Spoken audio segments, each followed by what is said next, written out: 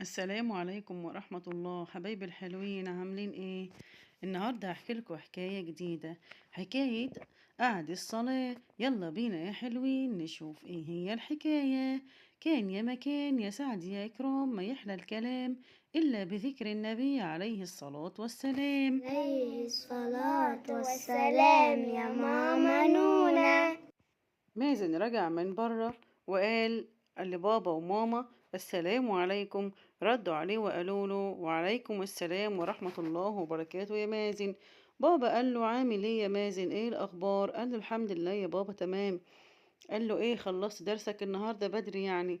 قال له لا يا بابا، هو المدرس اعتذر ان هو مش هيجي النهارده.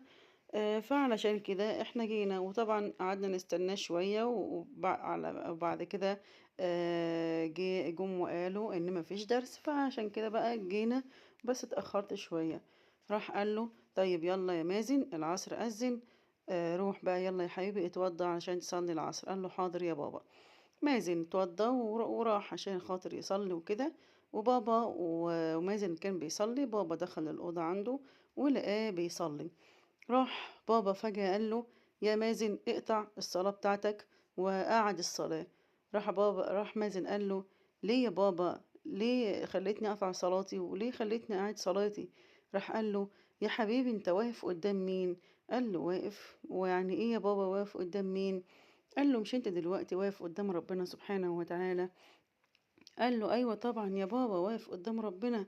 راح قال له طيب هل انت تنفع لو المدرس بتاعك طلب منك ان انت تعمل حاجة، والحاجة دي هتاخد نص ساعة، ينفع انت تعملها في ربع ساعة وتكروتها وتروح تقول له انا خلاص خلصتها؟ راح قعد يفكر شوية ويقول لا يا بابا بصراحة هعملها كويس جدا عشان خاطر اطلعها احسن حاجة. راح قال له طيب يا مازن، ده انت واقف قدام ربنا سبحانه وتعالى، والصلاة دي يا حبيبي هي عماد الدين. يعني الصلاة دي من غيرها انت مش هتكون مسلم، ولازم تأديها صح زي ما الرسول صلى الله عليه وسلم أمرنا ان احنا نأديها. ولازم كل ركن فيها وكل حركة بنعملها فيها لازم نعملها بإتقان، عشان احنا واقفين قدام رب العالمين. راح قال له ماشي يا بابا، ما انا بصلي اهو، انا يعني ما عملتش حاجة. قال له لا يا مازن، صلاتك دي غلط. انت كل حاجة بتعملها بكروتة، بتعمل التكبيرة بسرعة، وبتقول سورة الفاتحة بتقولها بسرعة، وبتقول كمان السور قصيرة جدا عشان خاطر تنجز نفسك، وبتركع بسرعة وبتسجد بسرعة وما مش بتدعي ربنا أصلا. الكلام ده ما ينفعش يا حبيبي. أنا عايزك يا حبيبي لما تصلي صح، لا ما تصليش خالص. قال له يعني ايه يا بابا؟ قال له كده صلاتك هتبقى باطلة، كأنك ما صليتش، زيك زي اللي مش بيصلي. راح قال له يا بابا؟ قال له ايوه طبعا يا مازن، انت يعني المفروض تبقى واقف قدام ربنا وانت حابب تطول الوقفة معاه.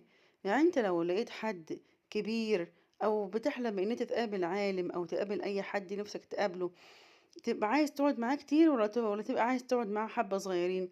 قال له لا طبعا يا بابا، ابقى عايز اقعد معاه حبة كتير. راح قال له خلاص يا حبيبي، ما بالك بقى ان انت واقف قدام ربنا سبحانه وتعالى يا مازن؟ انا عايزك تقول تدعي كده ربنا بإتقان وبخشوع كده، وانت بتصلي كده يا حبيبي تتخيل ان انت واقف قدام ربنا سبحانه وتعالى. انا عايزك يا حبيبي تبقى واقف قدام ربنا سبحانه وتعالى كده بكل خشوع. وكمان عايزك ادعي ربنا اقرب ما يكون العبد الى ربه يا مازن وهو ساجد. قال له يعني ايه يا بابا؟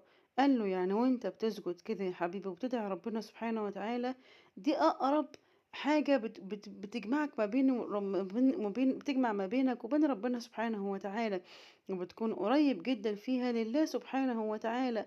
قال له يا بابا، انا بشكرك جدا ان انت خليتني اقطع صلاتي، وانا دلوقتي هعيدها تاني، وبعد كده يا بابا باذن الله هعمل كل حاجة في الصلاة زي ما الرسول صلى الله عليه وسلم امرنا ان احنا نعملها، وهعملها باتقان زي اي عمل واكتر كمان من اي عمل انا بعمله، لان الصلاة دي هي عماد الدين، ومن غير الصلاة احنا ما بنبقاش مسلمين. وتوتة توتة، خلصت الحدوتة. تصبحوا على خير يا حبايب ماما نونا.